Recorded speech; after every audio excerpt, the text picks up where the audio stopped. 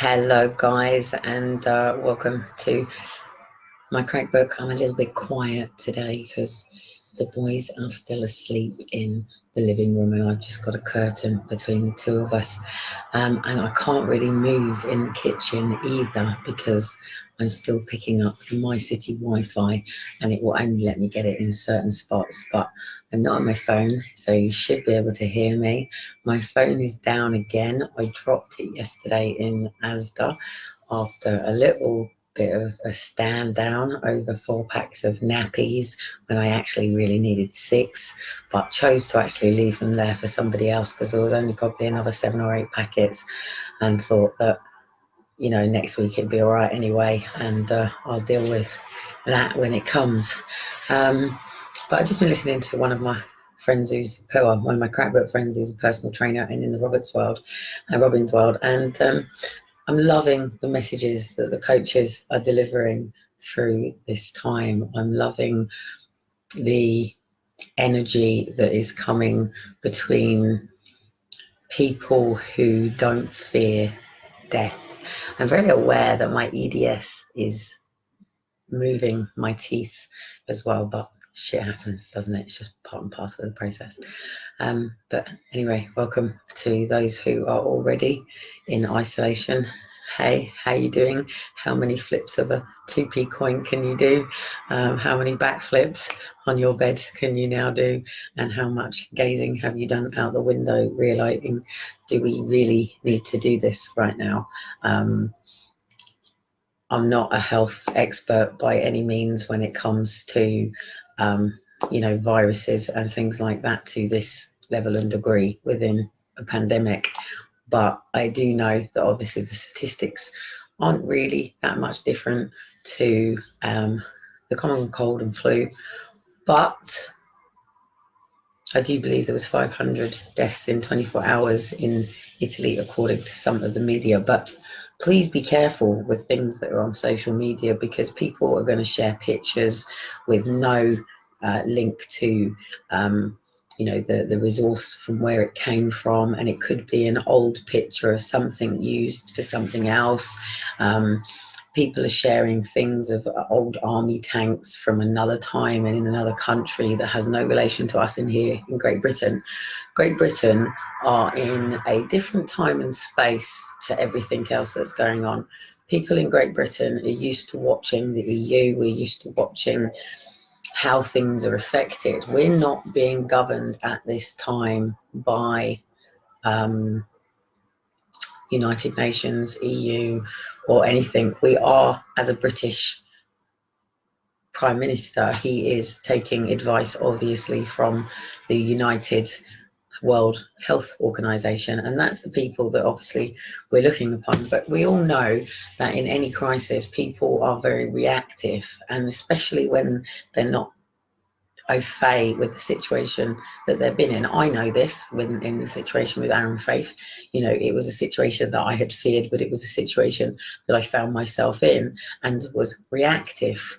And it's very difficult, as I've always said, whenever we're put under an immense amount of pressure and stress. So if you sort of imagine, I use this as a prime example. I can afford to lose one of these, but if you imagine just this CD having to take significant amount of force and then bring some more pressure on the doors, and more pressure, and then you're watching the media, and then there's more pressure and there's more pressure, and then all of a sudden you're thinking, can I really go home? I've got to go to work, I've got to pay my bills. Can I pay my bills? Is government going to come through with universal credits for us all? Are we going to be supported through this time? And then panic starts setting in, and you start to fucking worry. And then you find that you have, exploded because of the amount of pressure, and you've either reacted and you go into a point of fight and flight. But obviously, the amount of pressure that's taken has completely fragmented. It's completely, it's now separated you as an individual. And I just think that we're in such an important time in space, in history, to reflect on one's self. It's not selfish to take some time to sit back and actually go, whoa, what a fucking car crash that's been, or what a tailspin that's been, or wow, I had a really fun time, but am I really getting anything out of this? Is this really my priorities? Is this really where I thought I'd be with my life? Is this how fragmented I expected myself to be?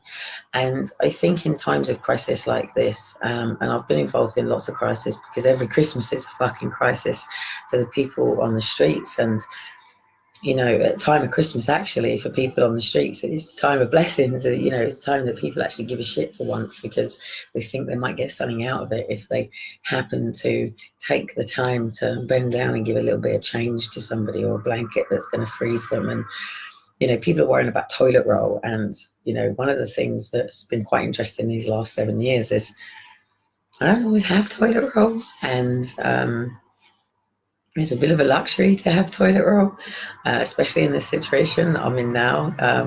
I do frequently have the council coming out to unblock toilet wipes as we, I think there's the common joke, isn't there, that we're all in the situation right now where we've got to make sure that we don't and, don't waste the toilet roll, don't waste the things. But anyway, panic buying on something that hasn't hit us to the impact that they're saying it has is causing a social problem. Last night at Asda, somebody decided to stand up for me as I insisted that they were lucky that I didn't take the 6 packets of nappies, and I was actually thinking about other people, but there was 2 children, and that they should actually see it, that they were both an actual individual person, and rightfully so. As a mother on Universal Credits who's shopping monthly, and certainly in this, then I should rightfully have basic needs met from the children with nappies. And I said, I've just done a live about actually the amount of nappies that I might take.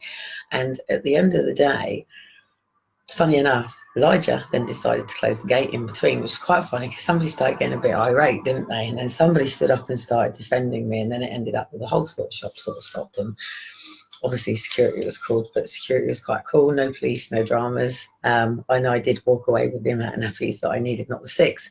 But funny enough, I only had 4 packets of nappies, and they've charged me for 7.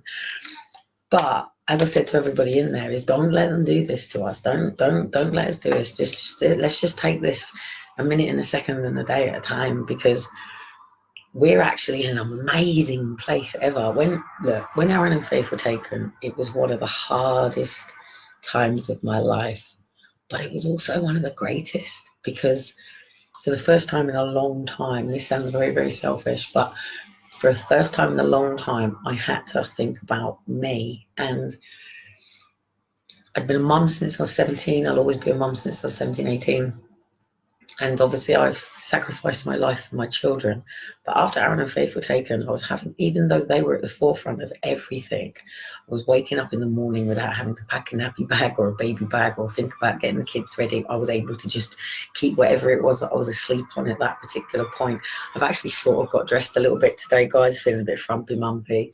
I've taken off that fucking horrible cardigan. That's not coming with me. This is just stuff that I find in the skips, and it's like, yeah, all right, no, not really me.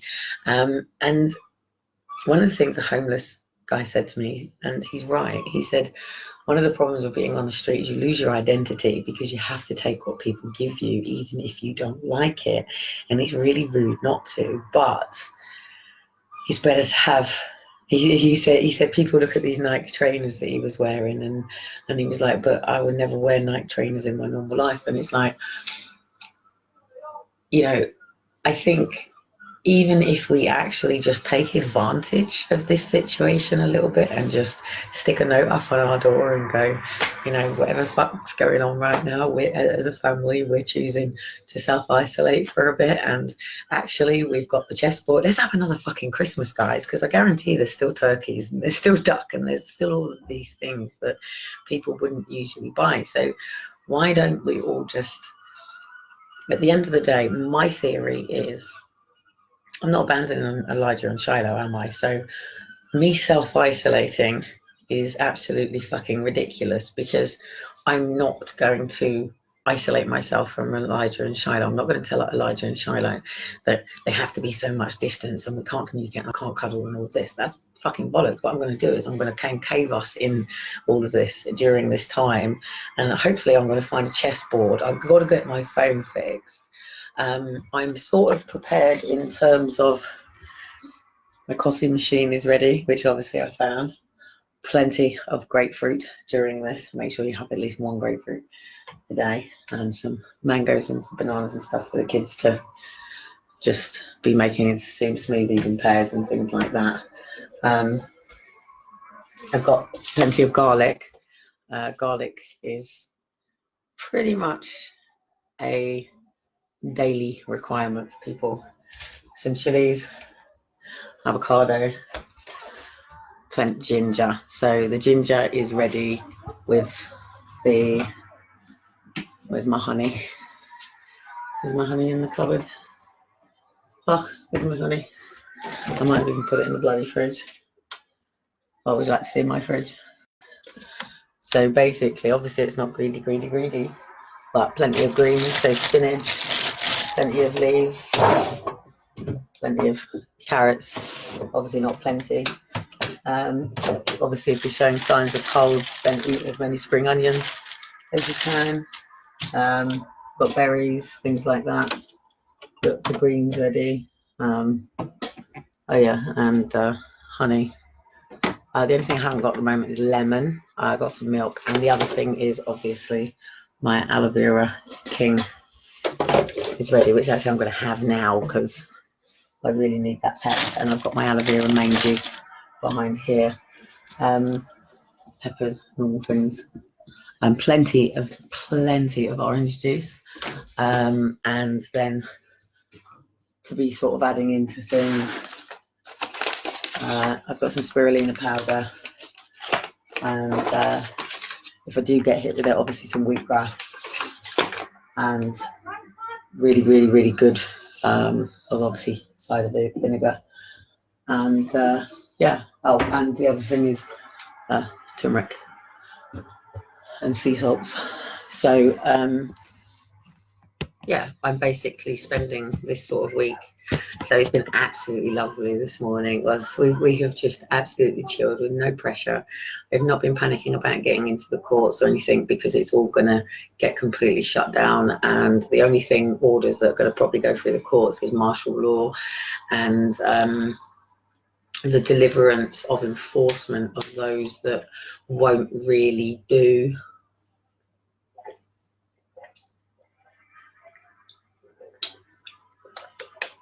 Seriously, I love this stuff. And actually, the funny thing is my friend Jamie is trying to make me. Dean is absolutely amazing at it. He knows that with me, because I battle depression and suicide and all that sort of stuff, and trauma and grief and complex trauma and all of that as a result of what happened with Aaron and Faith, and obviously everything that's occurred ever since, because with every case I hear, it causes me trauma. He'd got me a massive big bottle of this, and I've been drinking it all day. And it was that day that I sort of went, oh, all right, I'm going down to the gym and I'm going to go and register at the gym. And then I got up in the morning and I didn't bloody have any, did I? And I just went, oof. And this is actually meant to be the cure for my condition, Ehlers-Danlos syndrome. And funny enough, when I was in Barbados, when I was 14, 15, because I'd back and forth to Barbados to my mum's third husband used to do imports and exports with Solomon Cars over there. So he used to go over and we used to go and just chill out. And they got me onto aloe vera with sunburn. I'd got some really bad sunburn on my shoulder, and one of the local natives had put some aloe vera from the proper sort of roots. So it sort of came into my life that way. And then when I went into foster care, my foster mother, Sue, because I was having so many health problems, all of the things that you see on the tick sheets, obviously I'd been complaining about pretty much all of my life. And then when I went into foster care, they sent me for a medical and things. And obviously my bowels were something that people were going, there's something really wrong with this, because I just put a roll of toilet roll in there and she's just been to the toilet, and we don't have any toilet roll left. And it was a common problem in foster care placements, being at home, staying with family, and I laugh at it. But not only did I have a talcum powder obsession, because obviously I was a rape victim and it was my way of dealing with my trauma. I used to literally cover myself in talcum powder, like constantly. I get out of the bath, I talcum powder, go to the toilet, I put talcum powder on. Anyone who knows me from prior to me dealing with that issue will know that I was a walking cloud, and you could walk up to me and go, and I'd have talcum powder just sort of blowing. I was never aware of the level of trail of talcum powder I was leaving in bathrooms. Even though I used to get baby wipes and tidy it up and things, it would leave like smears on the floor. But obviously, one of the things that people don't know about Ehlers-Danlos syndrome and people dealing with some of the complexities of what we do, we have to do what's called a manual evacuation of one's said bowels sometimes. I don't really want to go into the ins and outs of this right now on this particular line. One day I may talk about this. I think it might actually be when I'm finally actually on stage to the EDS people. I might just be that one person who in the room finally says it, and everyone goes, thank God for that. Because they all realise that actually secretly we're all having to do this one thing pretty much on a daily, weekly basis, because we have to self-catheterise sometimes as well. And oh, seriously, you want to hear some of the stories from me and my catheter? It's so funny. When I used to have the proper leg one, I used to keep my feet warm in the winter on it, and use it as like a hot water bottle, because obviously it's, anyway. But yeah, I think the other greatest one was when I had a proper super pubic one, and I couldn't be asked in a club one night queuing for toilets, so I went in the men's toilets, unzipped, stood like a man, weed like a man, walked out like a man, didn't pull like a woman. It was quite funny. So this my foster mother tried getting me to drink this stuff, neat. It is absolutely vile. So people all my life have tried to introduce aloe vera back into me, and then when I got back in contact with my auntie Christine, she tried getting me back onto the aloe vera as well. But this way, I love it. I love it. I used to use it with pineapple juice, with the actual proper natural extracted aloe vera. But these, seriously, I could be the queen advertisement for aloe vera king. Could you imagine it? Seriously. Yes, no, seriously, I love this stuff. It's even actually got a... See, I need glasses, people. I need to eat more carrots, don't I?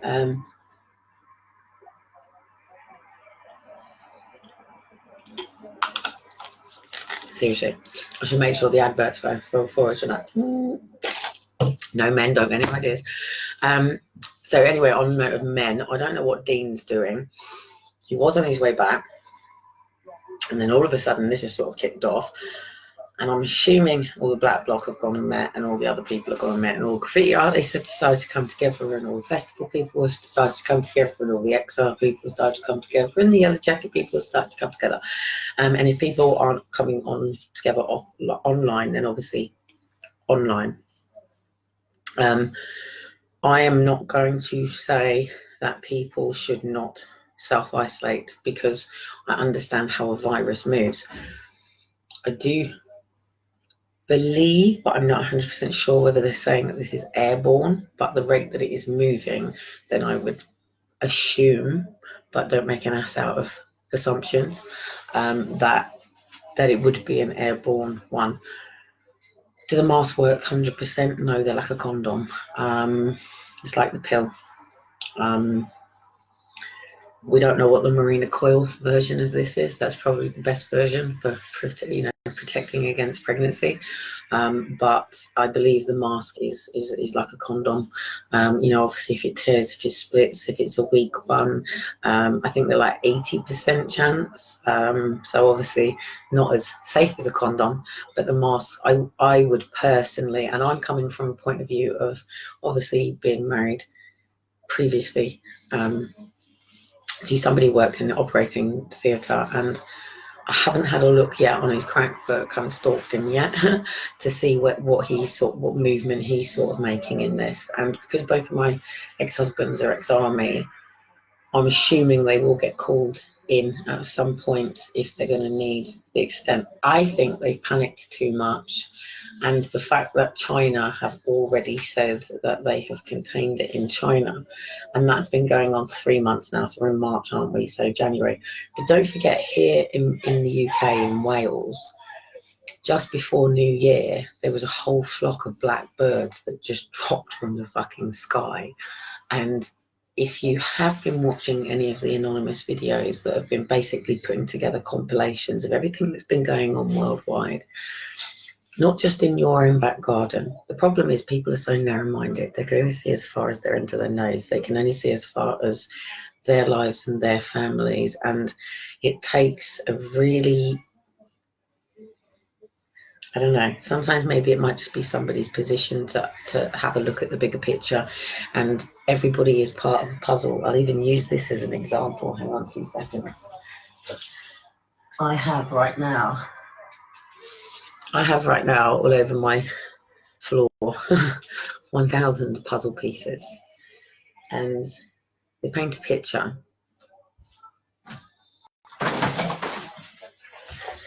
They should paint this picture of good old granny with her grandchildren, even great granny, even great great great great great great great great great great great great great granny. At the end of the day, what does it depict? Is family, and each family member is a piece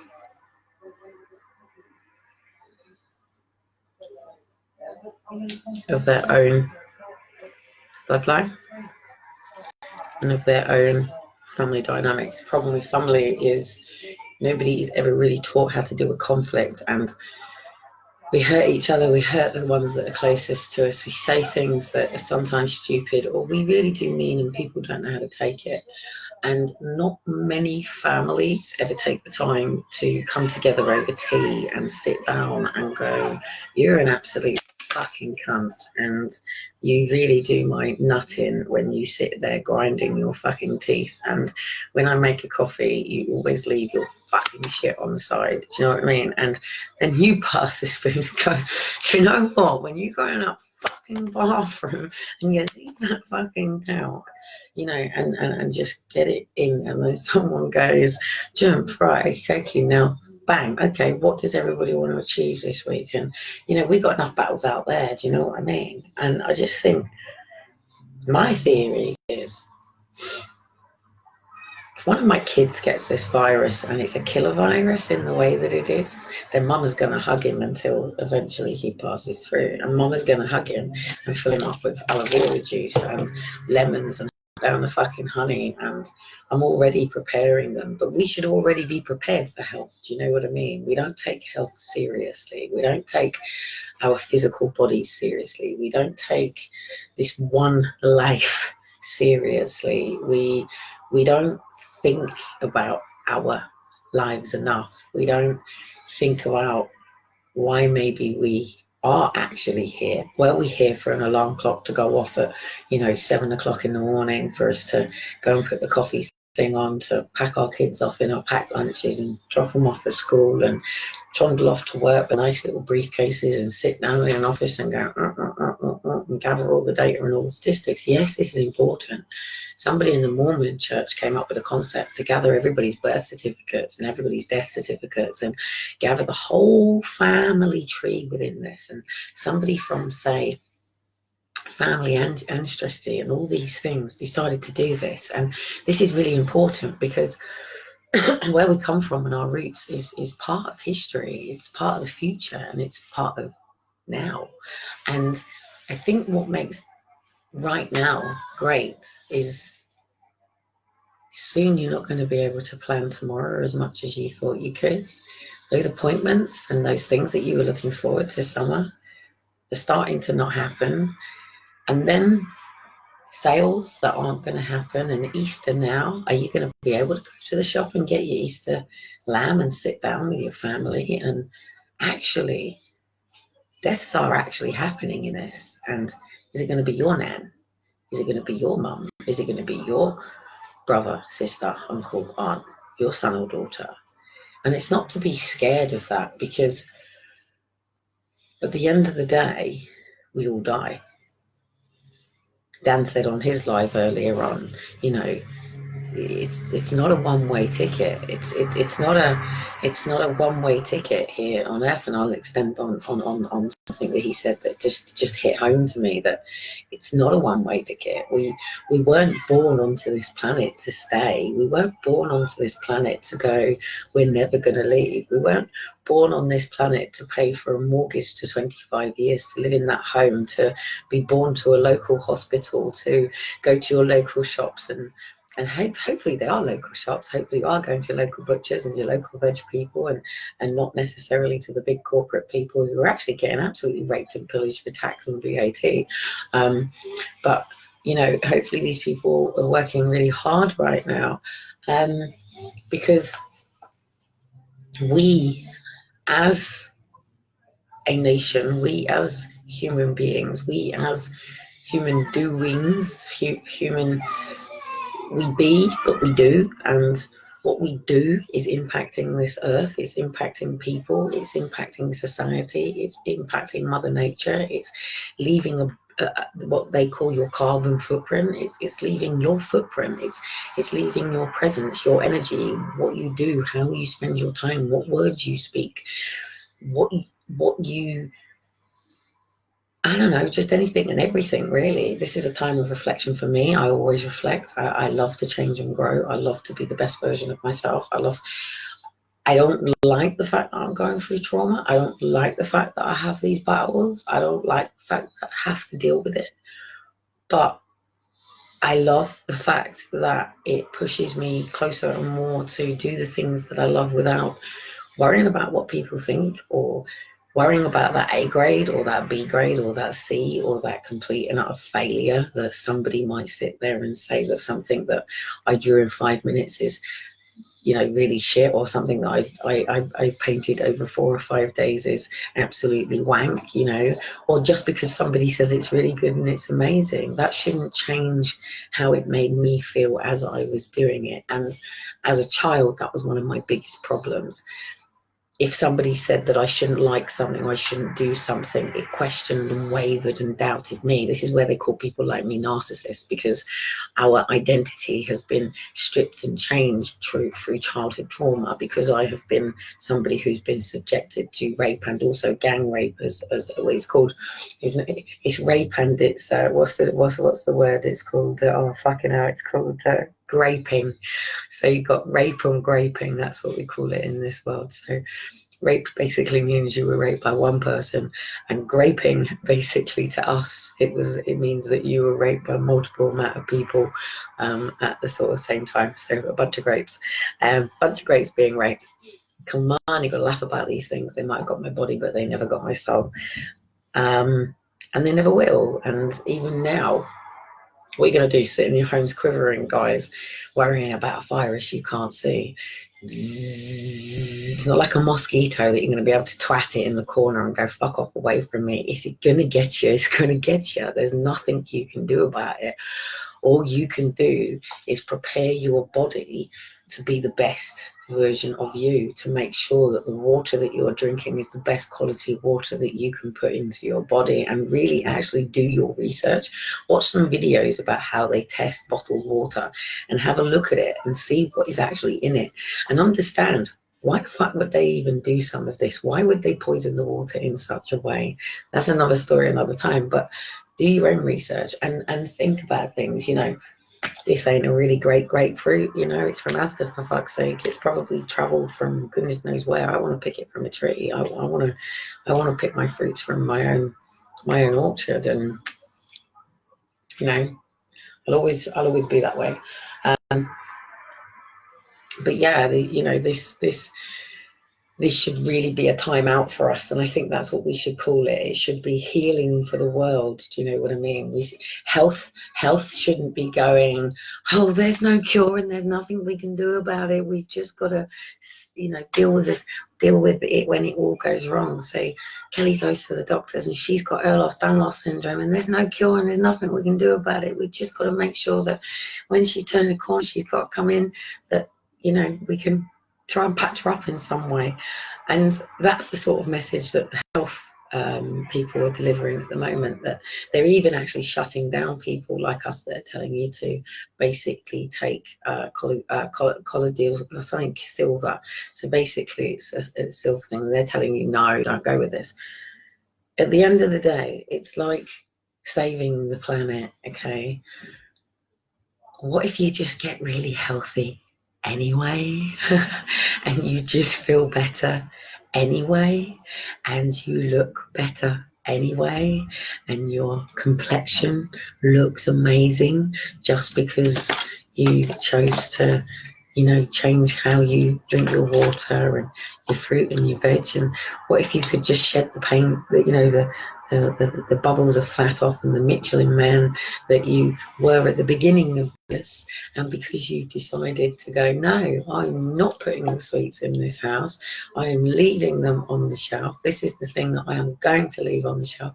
There's nothing wrong with me maybe having it's not about dieting, because that just creates pain and anguish and denial. I got a big thing of ice cream in one's fridge, of course, and last night I nearly ate the whole thing. I only ate half, but because I'd let it defrost, I thought it wouldn't be so great to eat stodgy. So yeah, but yeah, of course I've got my ice cream, but there's nothing wrong with you going, hey, cool, fantastic, where's that little stepper? I'm going to put it in front of the retakes of EastEnders, because there's going to be no new filming, guys. Even on Backstage, they have shut down all auditions, all films, all broadcasting, all pop music, all albums, all of it has been closed down. It's been shut down. There is nobody producing any new films right now. There is nobody producing any new things. There is no on set, there is none of that. Done, gone, boop. Festivals, everything prime May, really. Funny enough, I did actually see a reset date, and it happens to be my birthday. So they have said it could be going through to June, but I did actually see on one thing, and I'm just gathering a lot of things, that somebody had actually said 17th of May, and I was like, get in. So I am focusing on my birthday, and it doesn't matter whether I'm going to be in this home or in another home, because I moved before this transition, whether the shutdown comes, whether the shutdown doesn't come, whether Boris Johnson actually just is a very, very clever guy who's taken down weeks ago, guys. And I think for people here in Great Britain, we should be grateful that we're having the time to prepare for what's coming. So when you watch that film that I put out, people were scared. People were literally waking up and not understanding why these people in orange suits are trying to help the people who've got the virus by protecting themselves from not getting the virus. They're having to get up every morning. Some of them aren't even getting any sleep, and they're literally sleeping at the hospital, you know, with the drips up, helping people come through this virus. You know, young baby has just come through it, no intervention whatsoever, you know, had the virus, cleared the virus. So at the end of the day, it's not killing people like the fear mongering is saying. A good attempt, bad, but more viruses will come, more injury will come, people will crash cars more, not more than usual, or maybe more, maybe less, maybe because the weather's bad, maybe because people were losing their eyes and the opticians were closed. Who knows? Anything can happen. But right here, right now, the beautiful thing is we're in the here and now. Right here, right now. No in a minute, no past. The fact that I lost 30 quid yesterday is yesterday. If I take the anger and the fact that it's from a monthly budget, being that my normal per se 50, 60 quid shop cost me 120 because I had to buy all of the up brands on things rather than the things that I usually do at the moment, and obviously needed a couple of little things. So my budget has gone from budgetable to already knowing that there is a catastrophe on this matter, and I have to literally live cash daily rather than living payday monthly to monthly. Some of my friends have been very wise and have lots of cash available to them ready for this, so we can exchange cash along the route. I'm not as prepared for this as I would have liked to have been, which is really stupid because I sort of knew that we were going to get closed down at some point. I just didn't know how they were going to do it. I just knew that they were going to.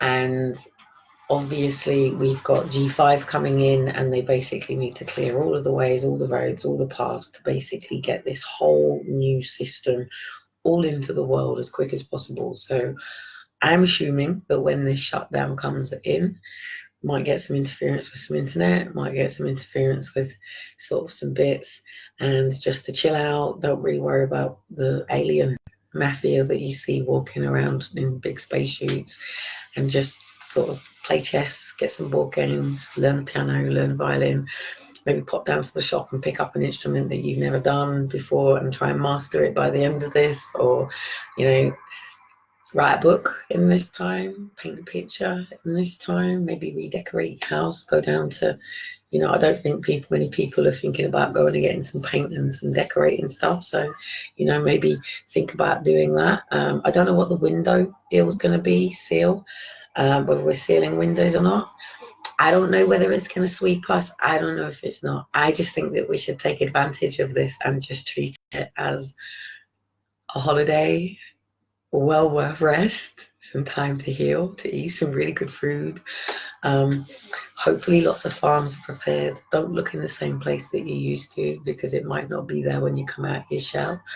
Go get some seeds from the local place and some bits that are maybe already done, and make your house look really nice with some plants, and, you know, get some bits of greenery, and yeah, just start thinking about health and your physical body, because you know, the only way you're really gonna beat something that's coming to attack your immune system is to build your immunity. And that's what this is about now, isn't it? So it's about all of our immunity and all of our alliance and all of our self-reliance and being who we were truly meant to be. And yeah, I just think what a great time in history, and what a great time to see people starting to maybe think about going and taking a grapefruit to somebody who's a little bit sick in the morning. And yeah, go and get a mask if you want, go and get a fucking suit, have some fun with it if you want, go and walk down the street looking like a big marshmallow, and protect yourselves, of course, protect yourself in any way, shape and form that you can, because it's wise to. But if you wouldn't do it for a flu epidemic and you're fine, then don't, you know. But listen to their advice, but don't fear their advice. Just embrace it as a time to just lock down with your family and your friends, and get lots of tissues and lots of films and lots of lemon and honey and whiskey, and chill and play backgammon and get some candles just in case, and just wait it out, and just see what's happened. Stay connected and try to connect up to people. Make sure everybody's got telephone numbers. If phones go down, then, you know, move to making sure everyone's got an address. And, you know, I'm sure we've got plenty of runners between us that want to get a bit of a breakout and pass off letters, you know, if it really, really gets bad. Who knows? This is the greatest thing about it right now. We get to control how we deal with this situation by how we embrace this situation. And even if, guys, people are coming in with guns to our fucking heads and shooting us, then bye, have a nice day, you're either going to hell or heaven. Just don't fight it. If someone wants to inject you, and not inject you, but if somebody wants to check whether you've got the virus because they're trying to save other people's lives, just think they're trying to do a job, but treat them a bit like social workers, that they don't always get it right. And we know this. So you have to safeguard yourself in this. And as a family, you do have every right to barricade yourself in your homes during the main storm of this. Is not yet. It's not yet. This is just preparation. This is just go and get an extra freezer if you've got to go and get an extra freezer. Just don't go crazy. Don't go and get 10 freezers when you don't need 10 freezers. But you might need one freezer. You haven't got one. If you're on your own, maybe just knock on your next door neighbors and say, hey, I'm here, guys. I'm on my own. I don't really know you guys, but, you know, this is my contact details if anything happens. Maybe talk to your doctor. Maybe email your doctor. we should be preparing, we should have all of these preparations done anyway. These preparations should be part of our foundations so we can get on and live in tomorrow and not worry about what could or couldn't happen. You know, because at the end of the day, mums get sick, someone's got to look after the kids. You know, sometimes you can't go to work. There has to be a system in place that supports you. Unless we have one massive revolution that says that we don't have to get up to go to work to pay our bills, and this just might be a different way of doing it. So chuck out the old and get in the new. And I should need a affiliate link for aloe vera king. I'm the new queen of aloe vera. Told you guys, seriously, I love this stuff and it makes me feel good. So why wouldn't you put something inside you that makes you feel good? So, you know, talk to your local farmers, double check what's coming in, maybe even go down to your local Asda and say, look, this is what I get every week. Maybe we could talk to the local big shops about going, okay, in this area, this is what people are going to definitely need, so they can pre-select what people get. Do you know what I mean? There is a better way of doing this, but it's going to start from us within our own homes and space. And if we have more space and we're willing to do that, then yes, we can help out in other ways with, be it people homeless and stuff. As far as I'm aware at this particular point, food banks, churches, all of those gathering places have actually been closed down. It is going to take for a few vigilantes to say no, but the time isn't ready to move now. Not yet. Not yet. But hopefully there's going to be plenty of people that have already prepared some lands and grounds. They're not going to be able to take shed loads of people in, and there's going to be people that go, no, the churches have got to open. But it's this vigilante thing that could cause for things to make things worse. Because if this virus is really coming and there is going to be more, then the only thing that you can really do is just be healthy. Just be, but you know, healthy people die too. And get on about your day. It just might mean it's time to start working from home, and just start from right here, right now. Like literally just go, right, okay, I'm in preparation. Talk to your bosses, talk to your people about it. And when they say, what are you going to do? Go, well, I'm going self-employed, mate. And when I come out of this, I'm going to know who I am, why I'm here, where I fit in and stand out in the world, and this is what I bring to the world, and this is who I am, and this is my adventure and my journey here in this world, and step into that. And when you come back out of that door, then you know you can just get on and work online and travel and do what you need to do, because you'll start realizing you don't have to get up to go to work to take kids to school and do all of this, and get a bit of a system in home and go, right, okay, the kids are going to be at home, we're going to be working from home. Does this stuff serve us, or can we just say no more, that's gone, it's died with the virus? It's died with the virus. It's going to be the new thing, isn't it?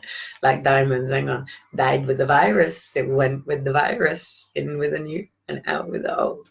So anyway, my boys, I'm going to take advantage of my boys still asleep and just have a little bit of a catch up here in the kitchen and start thinking about what I'm going to be preparing for tea tonight. I think Elijah wanted to make a smoothie, so and the boys are still bloody asleep, so that's sort of rocking my world a bit, but who says what time their natural body clock is? Only they decide that, don't they? So yeah, I'm gonna have a massive clear out because I fucking hate this shirt on me. I look like a mumsy freaking doodah, and there's nothing worse than one colour jeans with no ripped out stuff on me. And it's, the pockets are really annoying because it's got fake pockets. I keep going to put my hands in these pockets, but finding them in a skiffing, it's not really bad, is it? Seriously, look, in a skip. He's literally in a skip, but there's no pockets. So that's the way cookie crumbles. And if this really does hit the fan, you'll all know how it feels, because you'll all be going skipping in the fucking bins trying to find some food if this goes really bad. Prepare for the worst, expect the best, live for right now, say goodbye to the past, and prepare for tomorrow like it's going to be the best day of your life.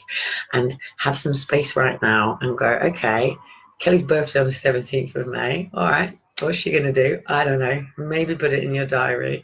Maybe put the thing in, just that I might be live, and it will be me at my full best funness. So it might include some roller boots, it might include my trainers with dancing, and you might all just laugh and fucking give your ass off at me, but so what, it's going to be my birthday, and if you make me cry, I can cry if I want to, and then I'll get up the next day and take it on the chin. So that's something for me to look forward to, because I was meant to be going to France now. Literally today I was meant to be in London for Trent Sheldon coming over, so please watch Trent Sheldon, because I'm hoping to push them to do an online thing, and hopefully they will, because I think Nick's feeling really demoralised. He's lost a lot of money. It was Wembley. He took a really big risk. That's a lot of money to lose for a small business. So yeah, you know, this was American speakers coming over. He was really going to rock it at Wembley, so that's a shame. And then I was leaving to go to France for the EDS conference, and then obviously I had the deadline for the magazine to speak at the EDS Child Protection Conference, but that's all now been pushed to next year. So breathing space time, and then let's maybe all of us, so XR, Yellow Jackets, the left, the right, whatever, just come together, say maybe July time, and like we said, Hyde Park, and all around the country, just have one big absolute celebration. No drugs, no drink, no alcohol, just 100% true in the spirit, in gratitude, and just get out of our heads, get out of our minds, and get the DJs down there like we do on the rigs, and just let everyone have an absolute shindig, and prepare for a whole new year, maybe. Who knows? But we give Boris Johnson some benefit of the doubt. This is really, really a lot of responsibility for one person to take on their heads. And he's just a man like everybody else. And even the sinister, nasty people are just men and women trying to support themselves and their family. They get a little bit greedy, a little bit of themselves.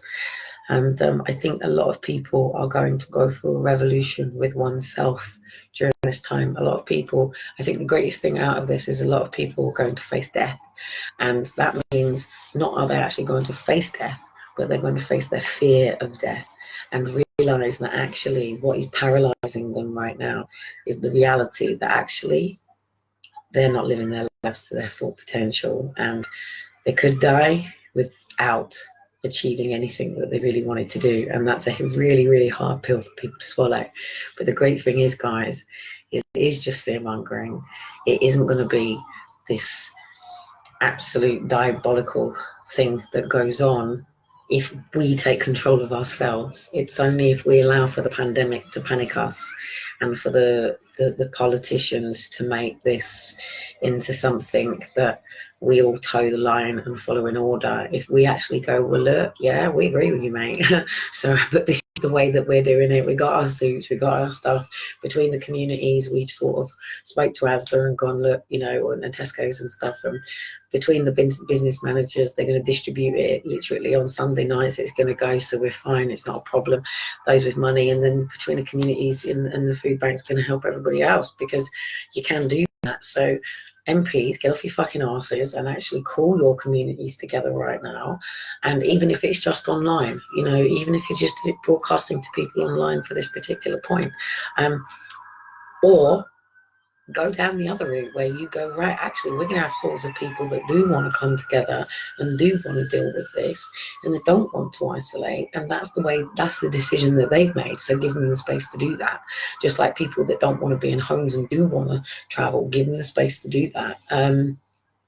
So yeah, I think the best thing that we could do during this time is to take some time out and write a letter to ourselves, really. Write a forgiveness letter to ourselves and put everything behind. And at the end of the day, if it does get you and you do die, at least you got your shit in order and you're not leaving it to somebody else. At least you have prepared, you know, what it is that's going to happen. Well, actually, if you die of this virus, mate, you ain't getting a normal funeral. People ain't doing horses. You get probably incinerated, castrated, I don't know. They probably won't want your organs though. Seriously, got to take it seriously, haven't we? As you know, I do have vocal cord dysfunction. I do have Ehlers-Danlos syndrome. I am doing my best, but for me, it would be best to self-isolate whatever's going on, because even if the virus is out there, it's not just the virus I want to protect myself from. It's people that want to contaminate me with their bullshit beliefs or their misconstrue beliefs. Or is this martial law? Of course it is. But look at it from both points of the view as well. You've got people in masks, basically. They're not coming to hurt you. They're coming to contain you for a reason, because you've got a virus that could be spread. But is it going to be done in a way where your child might be okay and you might not be, and you're separated? Yes, it is. And this is where we have to intervene now and lock down as families already, because then we know we're all together already. Unfortunately for some of us, we don't have some of our family members with us with forced adoption, parent alienation, denied contact. This is a time to write in. This is a time to be a mother and father. This is the time to step up. This is the time to say, look, this is a very, very, very, serious matter going on. I am the mother and the father of these children. Whatever has been and gone, whether it be unlawful, whatever, we've got to deal with here and now. Adopters may not want to deal with your child who's sick and save their own because they're not connected. Foster carers might get sick. They might not have enough people. They might need to actually help people whose parents have died from this virus. So they might want the clear out. So if your child is in foster care, they might actually turn around and say to you, that is the most responsible thing I have ever heard. Come and get your kids, and I'm going to ring you in a couple of hours, but we'll come and see you when this is all over. Yeah, you never know. People's hearts and minds are going to change through this. People are never going to be the same again through this. But you can either be bitter and twisted and angry and aggressive and paranoid and schizophrenic about what's going on, or you can be balanced and centered and just accept that we're not going to be able to control how this works, but we control what it means to us. And by changing our perceptions and our beliefs and how we react to it, we'll change the entire outcome. It's the social implications of this, not necessarily the pandemic. It has killed people. Statistics prove. I haven't seen a dead body, but we're aware that this is going on, and it's waking everybody up to one realization of maybe actually working together in co-symbioticness and going, there is enough for us all. There is enough for the person in Africa, the person in Australia, New Zealand. Every piece of money that exists in this world, Dean and a bunch of them did the maths on all of the distribution. I think it was something like £1,172 that each person alone could have weekly, I think it was, based on what was printed in this time and space on the actual population. Is there depopulation? Yes, I believe there is. 100% I believe there is. They prepared for this 4 years ago and way beyond before this as well. There's too many footprints. There's too many pieces of paper. There's too many things that were said about even our own, I think it was Harry. And I think it's funny that Harry's left now. And actually Harry and William came forward to say there's too many people in this planet. So do I believe in depopulation? Yes, I do.